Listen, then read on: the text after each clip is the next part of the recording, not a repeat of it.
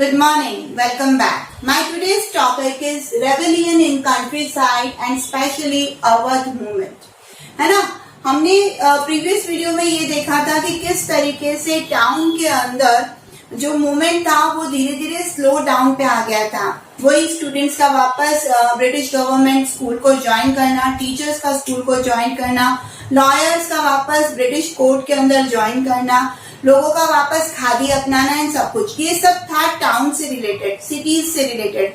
अब यहाँ पर वर्ड आ रहा है कंट्री साइड, मतलब प्योरली अपन चल रहे विलेजेस की तरफ. भाई टाउन में क्या हुआ वो अपन ने देख लिया मेरे प्रीवियस वीडियो के अंदर, और अब अपन देख रहे हैं कि विलेजेस के अंदर क्या हुआ था. और स्पेशली अपन डिस्कस करने वाले हैं अवध मूवमेंट.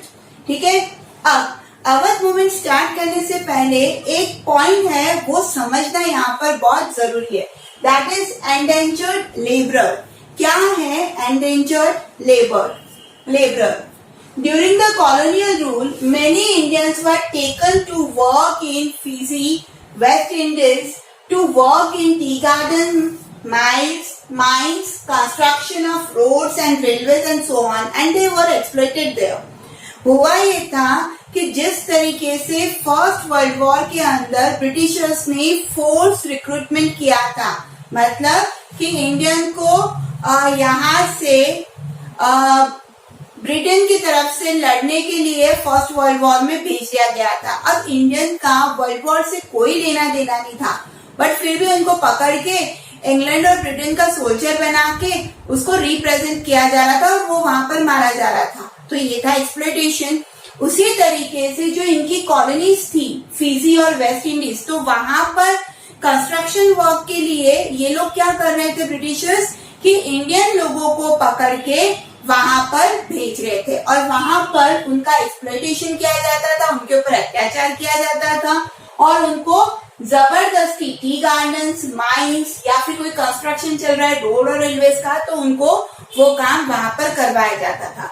तो ऐसे जो लेबर थे जो यहाँ से उठाकर फिजी और वेस्ट इंडीज भेज दिए गए, उनको बाद में नाम दिया गया एंडेंजर्ड लेबरर.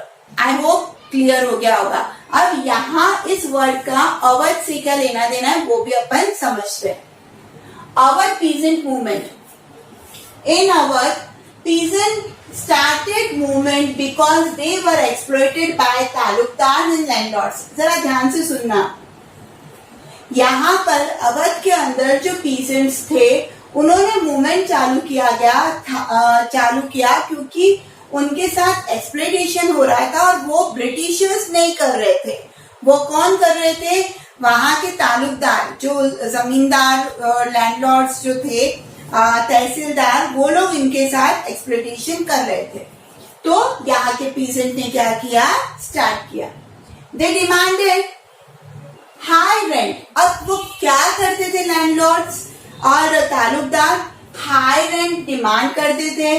साथ ही साथ में वेराइटी ऑफ अदर सीजर्स, मतलब बहुत सारे दूसरे छोटे मोटे लगान कर उनके ऊपर लगाए जाते थे, जिसकी वजह से यहाँ के पीजेंट काफी परेशान थे.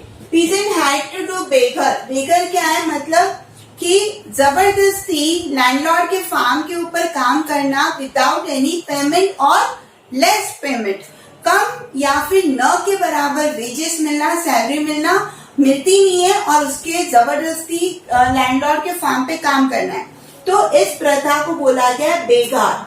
ठीक है, तो फार्मर्स को बेगार प्रथा करवाई जाती थी, मतलब फोर्सफुली काम करवाया जाता था विदाउट एनी पेमेंट. तो इन तीन चीजों से अवध के जो फार्मर्स थे, पीजेंट थे, वो परेशान थे. This movement was led by a सन्यासी नेम बाबा रामचंद्र. अब जब यहाँ के पीजेंट परेशान थे तो सन्यासी जो कि ऑलरेडी एंडेंजर्ड लेबरर रह चुके थे, जिनका नाम था बाबा रामचंद्र, उन्होंने क्या किया, इस मूवमेंट को लीड किया. मतलब लोगों को अपनी लीडरशिप के अंदर गाइडेंस देना चालू किया कि हमें कैसे और क्या करना है. अब जब कोई भी मूवमेंट होता है, कोई भी स्ट्राइक होती है, तो उनकी डिमांड होती है. तो क्या डिमांड्स थी? डिमांड्स ऑफ पीजेंट क्या था? The peasant demanded reduction in revenue. देखिए कितनी सही बात है. उन्होंने ये नहीं बोला कि हम रेवेन्यू नहीं भरेंगे, वो ये बोल रहे हैं कि थोड़ा सा रेवेन्यू क्या कर दो, कम कर दो, ठीक है। अबॉलिशन ऑफ बेगर, और ये जो बेगर प्रथा चलाई जा रही है, आई मीन टू से कि फोर्सफुली लेबरिंग करवाई जा रही है विदाउट एनी पेमेंट, तो वो पूरी तरीके से समाप्त हो। जो काम किया गया है, ठीक है, उसका पेमेंट मिलना चाहिए। तो दो इनकी डिमांड थी, और ये डिमांड फुलफिल करने के लिए इन्होंने क्या किया, सोशल बॉयकॉट करा of oppressive landlords, specially barbers and washerman. Social boycott करना मतलब क्या कि जैसे बड़े बड़े लैंडलॉर्ड्स हैं, जमींदार हैं, तो छोटे छोटे लोग उनके अंडर में काम करते थे। हालांकि कोई बड़ा और कोई छोटा नहीं होता है आज के जमाने में, बट पहले ये सोच हुआ करती थी कि जो छोटे लोग हैं, जो गरीब लोग हैं, वो क्या करते हैं, इन लैंडलॉर्ड्स के यहाँ पर काम करेंगे, छोटे छोटे काम, लाइक नाई हुआ, धोबी हुआ, जो हेयर कट करता है, जो कपड़े धोता है, जो सफाई करता है।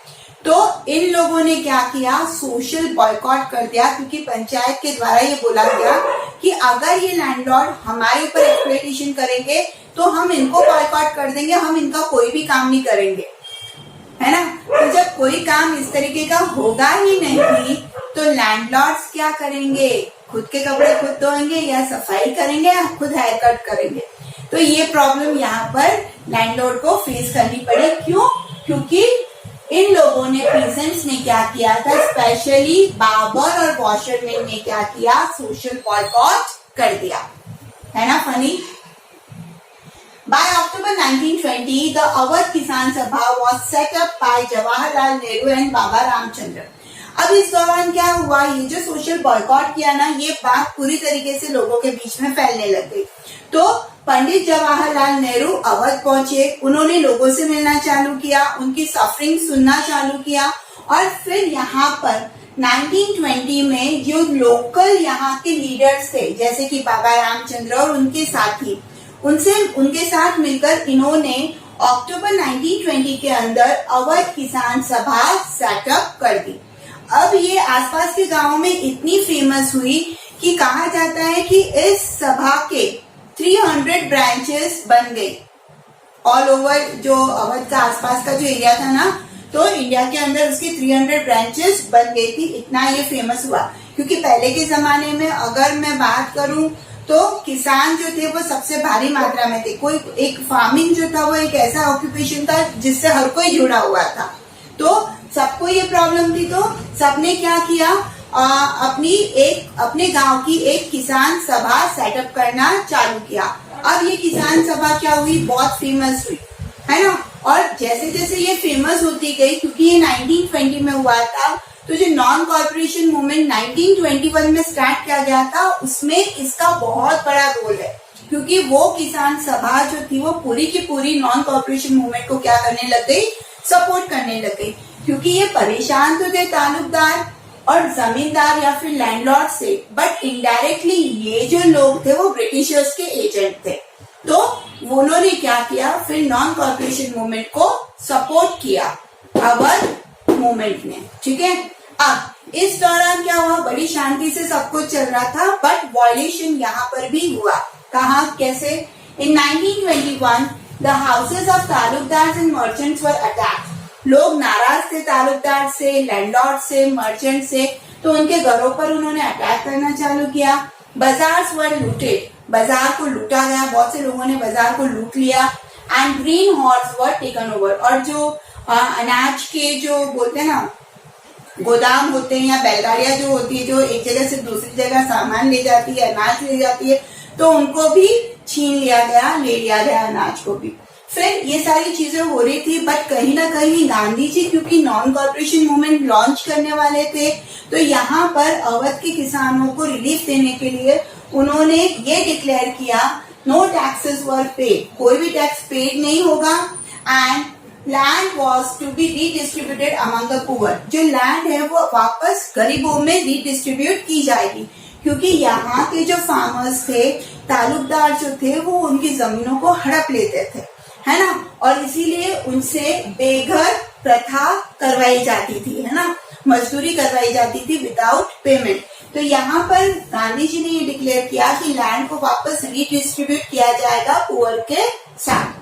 तो ये सारी चीजें इस अवध पीजेंट मूवमेंट में हुई। अब इससे बनता है एक क्वेश्चन, चलिए देखते हैं। ये जो आपके सामने ब्लॉक दिख रहा है वो क्वेश्चन है आपका, define endangered labourer and describe the Awadh peasant movement. जब कभी भी ये क्वेश्चन आएगा तो आपको यही आंसर लिखना है। और describe the Awadh peasant movement को ऐसे भी पूछा जा सकता है कि why did the peasant start movement in Awadh. तो सेम आंसर ही आपको लिखना है, बट यहाँ पर इंडेंजर्ड लेबर के बारे में पूछा जाए तो ही आपको लिखना है। आई होप वीडियो क्लियर हो गया होगा। तो पढ़ते रहिए social studies with Sangeeta. Like, share, comment and subscribe. Thank you so much.